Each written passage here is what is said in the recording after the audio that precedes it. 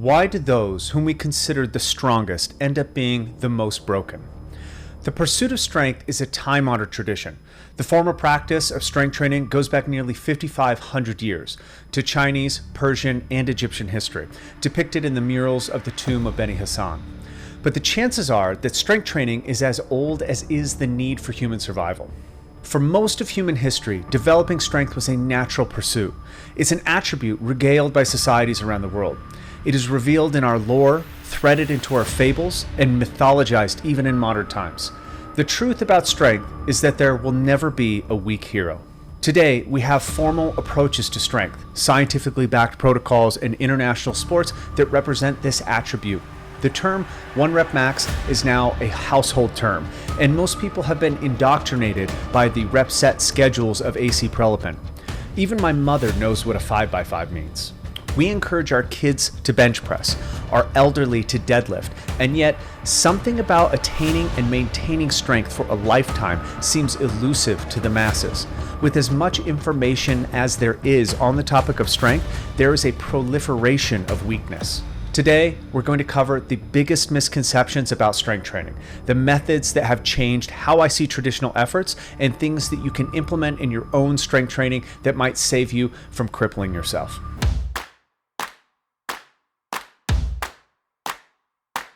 Welcome to the Unfvckd podcast. My name is Michael Blevins. I've been training some of the world's most elite performers for over 15 years. From iconic actors and athletes to soldiers and CEOs. I'm an entrepreneur, an athlete, and an obsessive when it comes to human behavior. Man looks in the abyss. There's nothing staring back at him. At that moment, man finds his character. And that is what keeps him out of the abyss. I think I understand.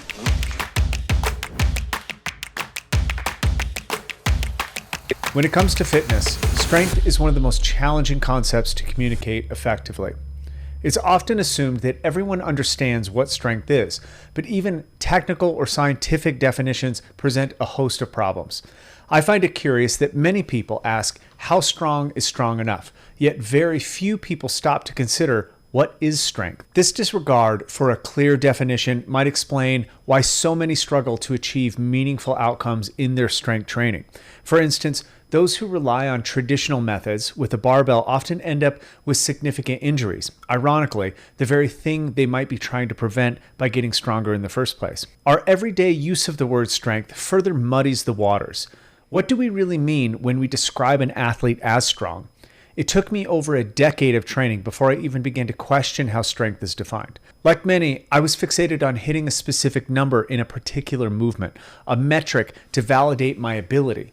But I would often find myself hurt from attempting to increase my strength through the barbell, lying on the floor for days at a time, being unable to move without searing pain.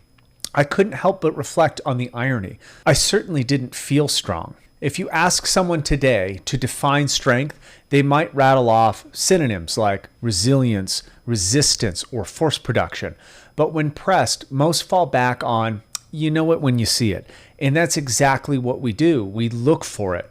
For the past 50 years, the average strategy for learning strength has been to ask the big guy at the gym, often mistaking size for strength. Before diving in to the issues with modern or traditional strength models, we need to explore its history to understand where these ideas originated from.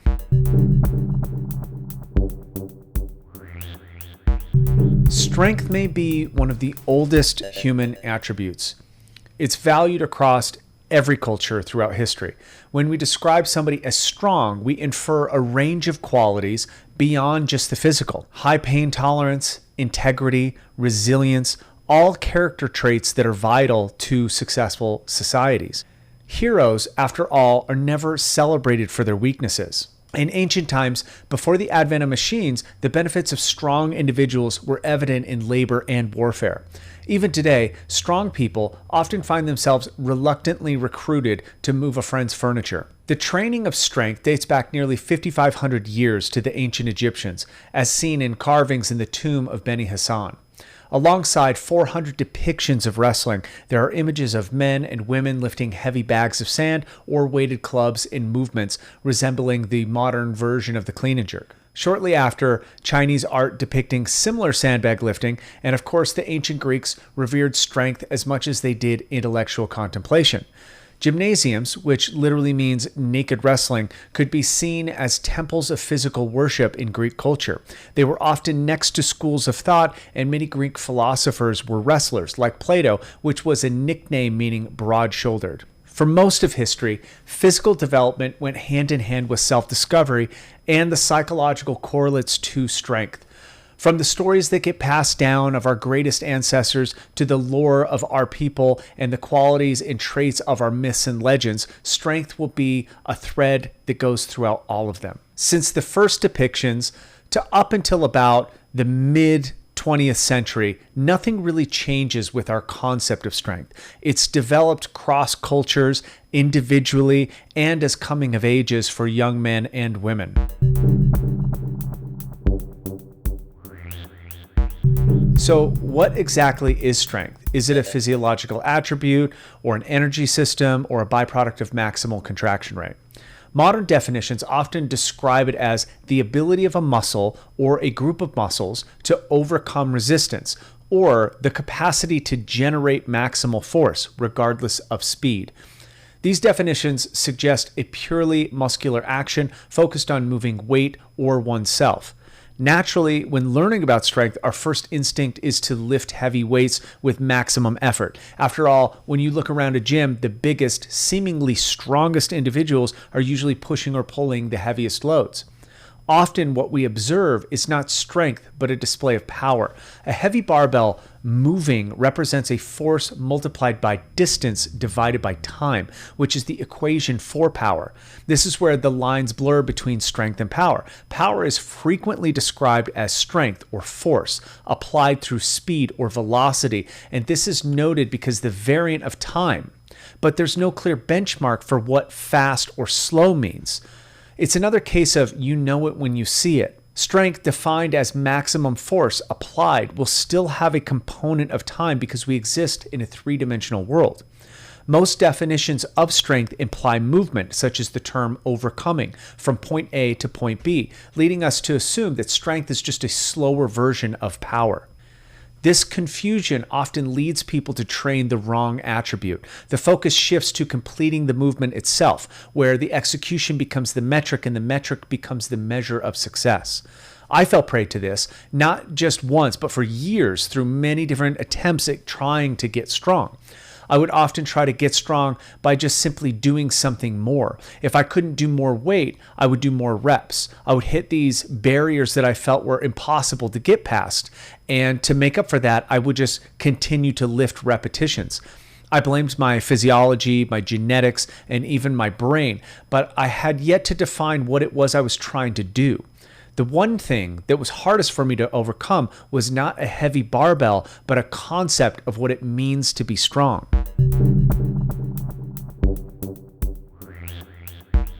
After years of grappling with these unclear definitions, I began to challenge even the scientific ones, the formula for power, force equals mass multiplied by acceleration.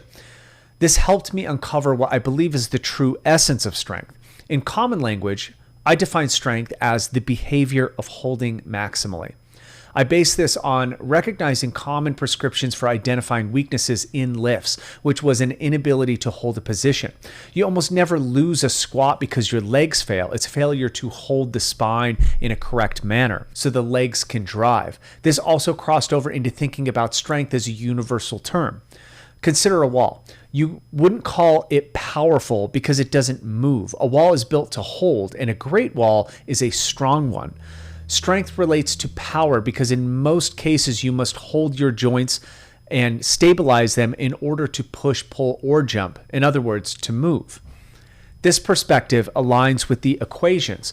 Power as force equals mass times acceleration is evident in explosive feats like the snatch and clean and jerk or the hammer throw, which are most often associated with athleticism, characterized by fluid, rhythmic, and explosive movement. Strength, on the other hand, I started to describe as force is equal to mass times deceleration. It involves isometric and eccentric movements, which are fundamentally about the control over an implement or oneself. The ability to decelerate enables the equal and opposite force of acceleration. I imagine strength and power as part of the same unit. I liken it to a spherical shape, and I conceptualize strength as the axis point for a movement of that spherical shape. The stronger the axis, the more potential power. But if the axis is weak, power becomes unstable and unreliable, which is what I always found myself to be. I was overpowered and underdeveloped in the realm of strength. I can see this reflected in my own limitations with lifting. To give you a really clear example, I have cleaned my front squat max more times than I have front squatted. This happens because a full clean, if timed properly, can skip the deceleration and use the bar oscillation to assist in acceleration. The front squat, however, comes from a static start and requires deceleration before the turnaround. And I have more power than strength, so it was always possible to clean almost more than I could squat. So if a clean is off by even a margin, I miss it. Many lifters have the opposite problem, which is that they can squat a house, but they can't get under the bar. They lack power or they lack speed. While most powerful people are strong, or at least strong enough, not all strong people are powerful. Those deemed too strong often exhibit a rigidity that hinders dynamic movement. You see this in individuals who can tolerate immense loads, deadlifting 1,000 pounds, for example, but struggle to put half of that overhead. This is because these are distinct behaviors and they should be trained separately. This realization shifted my training approach. I understood that back squatting more weight requires strength, but doesn't necessarily build it. The expression of squatting is power dependent on strength, specifically the ability to hold your spine in a position to bear increasing loads. Once I recognized strength as the capacity to hold, I focused on decelerating loads and contracting isometrically to a maximal degree. This often looks like tempo and pause work, which is common in strength programs, but many don't understand why these techniques are included. Their focus remains on a number on a bar. Simply adding more weight can put a target on your back, quite literally, because the goal overshadows the real desired adaptation. You can influence strength through power only to a certain extent. Beyond that, you must train it specifically. Perhaps the most profound insight is this: to get strong, you must recognize and address what is weak.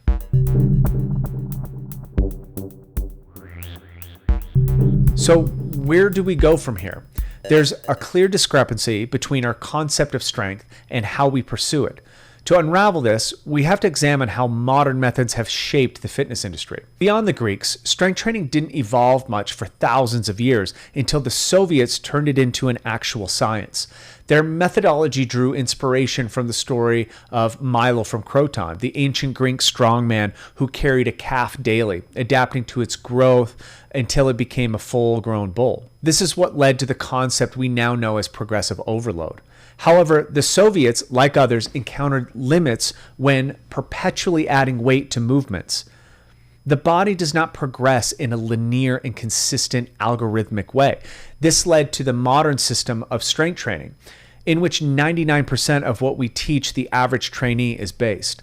Linear periodized progressive overload evolved into the conjugated progressive overload.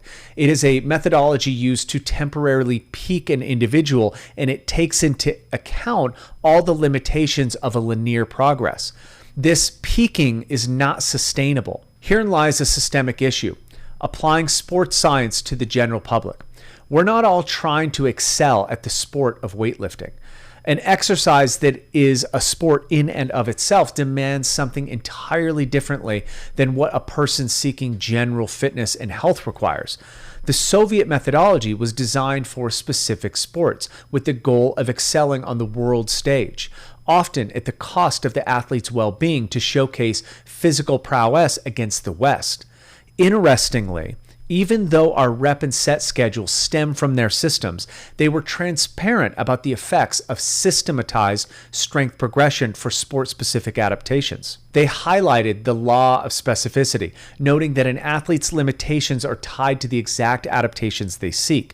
And this was counterbalanced by something known as the law of accommodation, which addresses how the body adapts to repeated stimuli over time. As a young athlete and coach, I skimmed over these warnings in their training manuals, eager to get to the actionable content. What are the set rep structure? What are the movements that I need to do? Because I was so focused on proving that I was a strong human, I missed the warning signs. Most of us are so driven to feel valued in society, to make a name for ourselves, and to project our best qualities that we overlook the deeper lessons that strength training offers. We also tend to ignore the consequences of becoming too strong. This makes the tale of Milo of Croton much more relevant than we might know.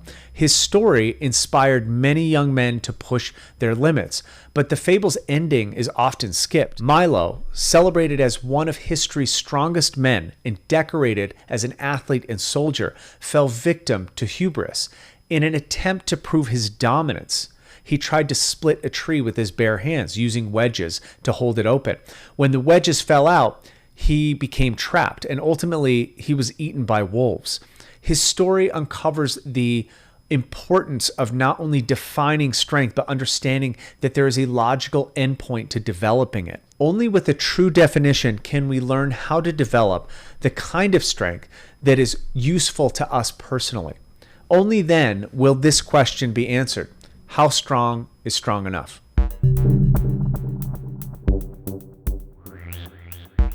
My personal journey with strength over the past decade and a half has been a very different one. I was once very obsessed with a single movement, and I saw that single movement as a metric that if I moved it, people would view me differently, and that was the deadlift. And as much as I talk down about a deadlift that you might hear me say that it's not everything, at the time when I was younger, it really represented something that I strived to succeed at. And at a body weight of between 179 and 185, I was very much stuck at a 365-pound deadlift.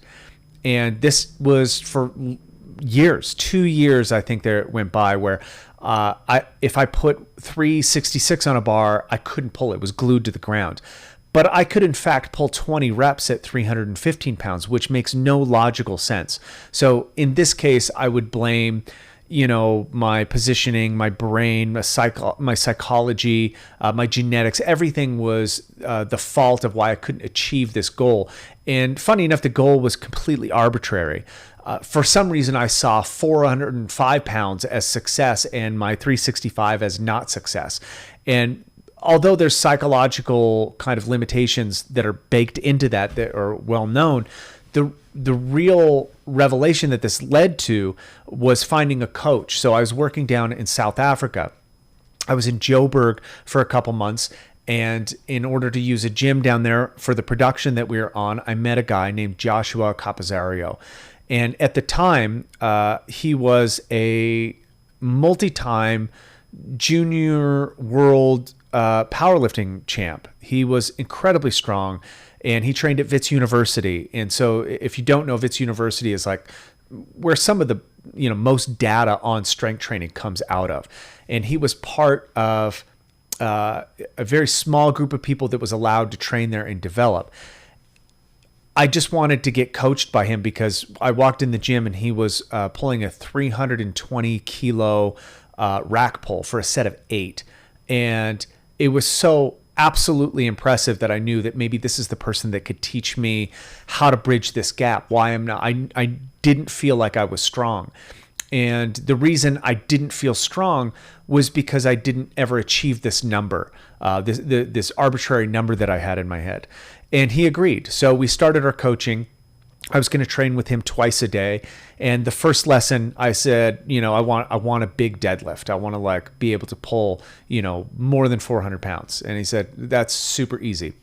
So he watched me lift for maybe a half hour. He took different angles. He walked around. He saw me from the back, and he asked me a couple questions about, how I had prepared for this. And it wasn't a max lift that he was watching, but it was heavy enough that he could see kind of the limitations of the lift. And the funny thing about this is he came to the conclusion very, very quickly that I should not, in fact, deadlift. And his reasoning for this was that it wasn't my lift, that I was not built for this, that my tissue was not in accordance with what it took to pull a heavy deadlift. And I was kind of thrown off by this because, we're all supposed to be strong, where this is something that we're supposed to adapt to. But I heard him out because of how he described what I was doing. And what he said was that he described me as a mover, somebody that moves well and is very aware of the patterns that I have, and that strength can come by that way, that I can develop strength by actually moving, and I will play to my strength, which is, kind of a cross term, but here it kind of makes sense, by not directly trying to force this like grinding adaptation. I will get the adaptation by moving quickly and dynamically. And so I took his word for it. I did not pull a deadlift for over 2 years, and I simply worked on clean and jerking and snatch. Now, if you know anything about these, it's no secret that pulling off of the ground under speed and dynamic load is essentially how the Russians tricked the system, and that's where we get the dynamic system that's still used in the conjugate system today, which is to overload with speed to get a higher contraction rate of force. So I just focused on the Olympic weight lifts, and I did that, consistently. I became obsessed with them, but I was still limited. Like I could, as I described earlier, I could clean my front squat max, which is a very unusual thing. And that really baffled me because I didn't understand what was actually weak. I had an inability specifically to hold tension in my thoracic. I have a hypermobile thoracic and very good overhead position. And that hypermobility meant that I had a lack of contraction rate. So in a front squat, in the bottom, as you start to shift angles, the angle of the hip makes the fulcrum at the top of the shoulder at the highest degree, and that would fold the thoracic. So unless I hit a perfect line, I couldn't really stand it up. And this is really an interesting factor about strength, about how specific it is. In focusing on these lifts for multiple years in a row and training them every single day, I really had to start paying attention to what was weak, and that really became evident. Now, years later, it was exactly, I think, 2.5 years later, I was at a barbell competition in Detroit, and it was the first time that they required a maximum deadlift. And to be fair, I hadn't deadlifted for 2 years. And I was frightened by this. I was absolutely mortified that I was about to humiliate myself. Now, I could snatch almost 300 pounds and I could clean and jerk well into the 300s. But for some reason, I still thought that I couldn't pull 365 pounds off the ground. And what's interesting is that I ended up blindly pulling. In fact, it's kind of an interesting concept for the competition. It's a 5 minute to max as opposed to attempts. So you do all 5 lifts, bench, squat, deadlift, clean and jerk, and snatch. And you basically, when it's your time to go, you have 5 minutes to hit your best lift, which is kind of a cool concept, except I had no idea where to start. And in warming up, I didn't even look at the plates. I just lifted till I felt something heavy, and then I went out. And at the time I was working on Batman versus Superman. We were filming in Detroit. So the person who was helping me was actually Henry Cavill. And so I had essentially Superman as my quote unquote spotter, which felt ridiculous. And also I have this perpetual fear of deadlifting because I still consider myself weak. So by the time people recognized him, we have essentially every camera and every person is watching me lift in this really ridiculous, scenario where I'm trying to prove that I'm strong, and I haven't trained this movement for a really long time. So long story short, I just had him start loading up in the bar, and I ended up pulling 11 times in that 5 minutes because I started apparently way too low, and I just had him kept adding 20 pounds each time. I ended at 475, and it was an easy 475, but I ran out of time.